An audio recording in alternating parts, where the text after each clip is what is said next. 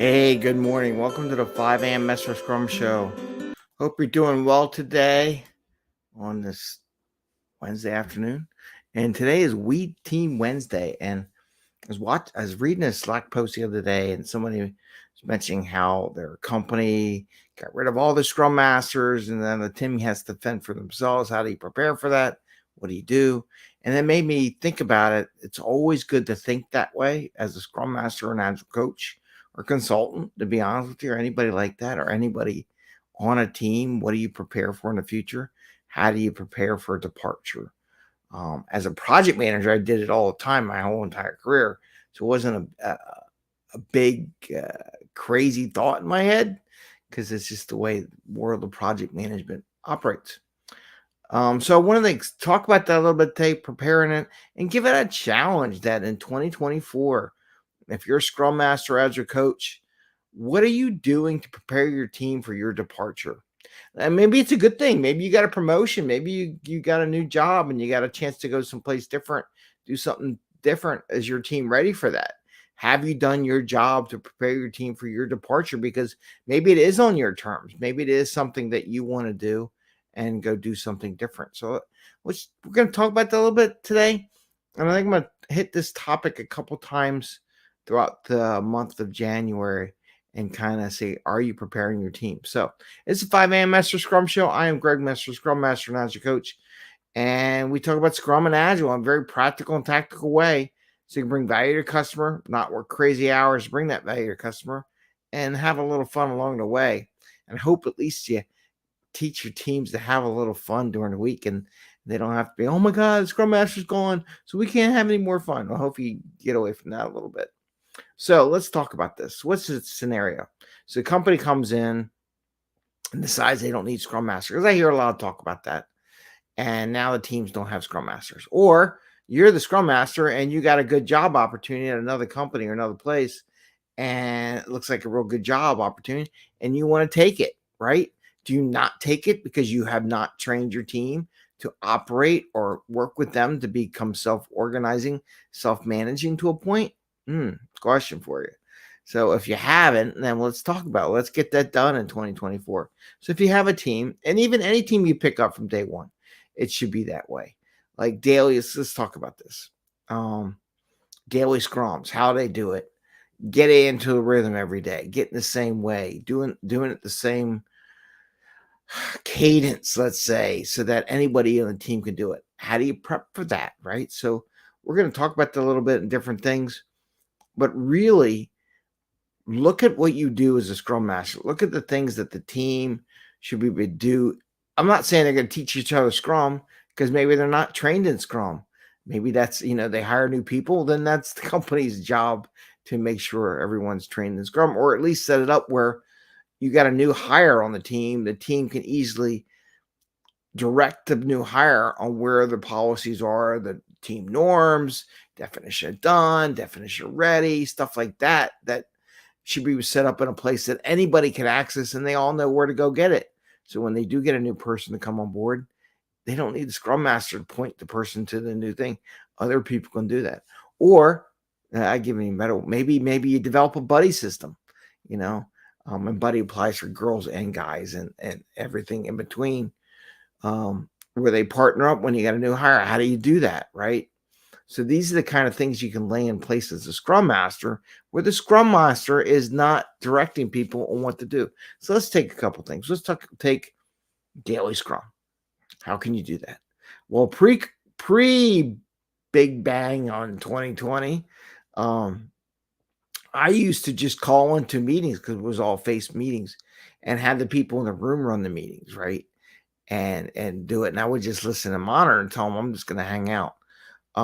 Prep for that. So maybe, and I have to admit, I didn't do such a good job of that last week when I was in the office and I wasn't there, and I was running the daily scrums because the manager, the Scrum Master, however you want to call it, wasn't there.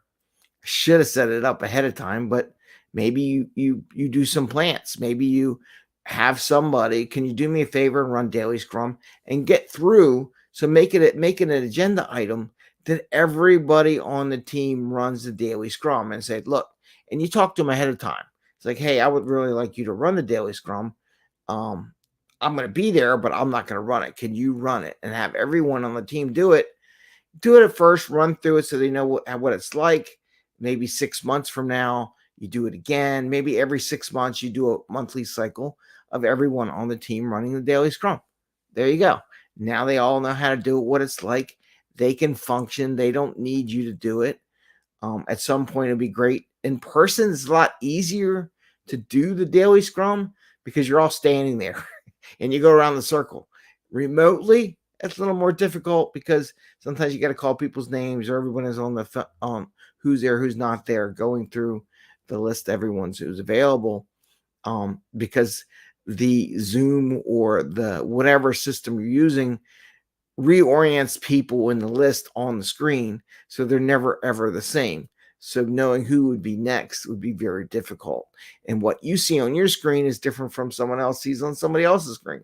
So you got to have a rhythm and a particular way of doing it remotely. Um, Events, right? Sprint review, getting the teams to not wait for people to ask them to present something. Got to change your mindset. Don't wait for me to ask you to present or share what we learned for sprint review. You should be offering to the team something that you want to present as sprint review. That takes a lot of effort, right? So, but you need to work on it every sprint, work with everyone in there and start saying, don't wait for the manager to say, show what you did.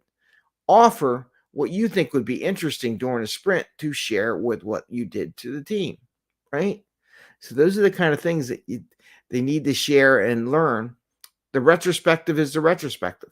Maybe have different people plan a retrospective. I mean, if you got 12 months in a year, once a month, somebody else in the team does a retrospective, gets everyone involved, because we have less than 10 people theoretically. I have teams that are some bigger than that, but everyone on the team would be able to do a retrospective or plan something or do it the way they want to try, at least once a month. So they get used to somebody else doing it. So those are your events and stuff like that. Now the question is, how do you get everyone to prepare for stuff? Well, you do things the same way, right? If there's blockers or things and people flag things, you ask about it. How do we do it? Who's taking this? And you use some of the same thought process and everything in there so they can learn it. But methodically over the next, starting now, start planning for your departure. Like, it may be a good thing. Maybe you get a new job and you feel you like, oh, I shouldn't go. But if you put your team together, they should be able to function. Now, one of the things they said, but then why do I need a scrum master? Maybe we'll talk about that in the next episode of the show. But the scrum master's job is more than just doing the events. Those are the basic stuff. Scrum master's job is to identify, to be an outsider, to be a facilitator, to see when things are not running the way they could be running, potentially high performing, and bring in things into the table to bring that to the forefront of the team, because they're so heads down into the code and what they're producing in their product, they don't see it, right? And this is what a scrum master should be doing. Should bring in those things when they don't see it to the light of the table and introduce them as things to be fixed or thought about or discussed or however it would be. But start thinking about the basics. So if some drastic decision does happen, and it does happen, I've been there many times in my career, that they can survive and function at least for a while until they figure out how they want to handle stuff, right? Of course, they may not be as productive because they don't have somebody to find those holes and keep everyone aware of that stuff and keep things flowing, because people now are doing it themselves, but they can function. And that's a decision that we had no control over. We just have control of our own lives. So on this day, on this We Team Wednesday, start thinking about how you can prepare your team to operate on themselves, for themselves, not on themselves. That'd be kind of weird. Because I saw that in that Slack message about what the team should do.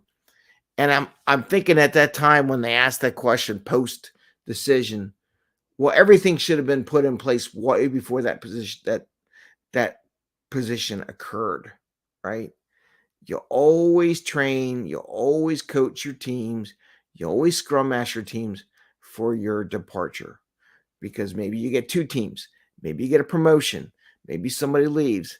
It should be always thought and foremost in a scrum master's mind, because we do want to make our teams self-organized because they're faster, right? That's the whole idea. But I wanted to share it with you on this We Team Wednesday because I saw that post the other day. I thought it was prudent, and I'll probably get a reply back to the Slack channel on that, what to do. Well, I said you should have done it, what I'm telling you all right now, way ahead of that event. So as a Scrum Master, figure out how to work your way out of the group from at least the generic events, ceremonies, process kind of thing. Make sure there's processes in place that anybody new on board can take it on, and they learn this thing. Like I said, the one idea, which I really like, partnering up with new people when they come on board, because there's going to be people on the team who are going to come in and go out, and you should have a process for bringing onboarding new people that anybody can operate. There'll be a manager somewhere there to help with that, but everything should be laid out in place, right? That's the idea, onboarding, right? So have a great day. Sorry if that was a downer on that, but I want to give you a goal and something to look to do in the new year, and prepare your teams in case you get a new promotion. Maybe if you hired me for a coach, I'll help you get a new promotion and elevate your career. There's a plug for my coaching thing. But you got to think about that. And I have so many people, oh, I can't leave my team. Well, you got to leave your team because you need to take care of your career and where you're going to go to. So with that, I want to wish you a great day. Happy scrumming. We will see you tomorrow, and you all take care. Oh, hold on. We got a comment. Rob Jackson. Thanks, Greg. You're welcome. Oh, and we got to do it. We got to get our mastermind going. So that's coming up. So I am starting up the mastermind. I did put a post up there, just so anybody knows. If you're looking to join a mastermind with some agile people, it is out there. I'm going to hit up all my connections about joining the mastermind if they're interested. So take care, everyone. Have a great day. See you, Rob. Bye.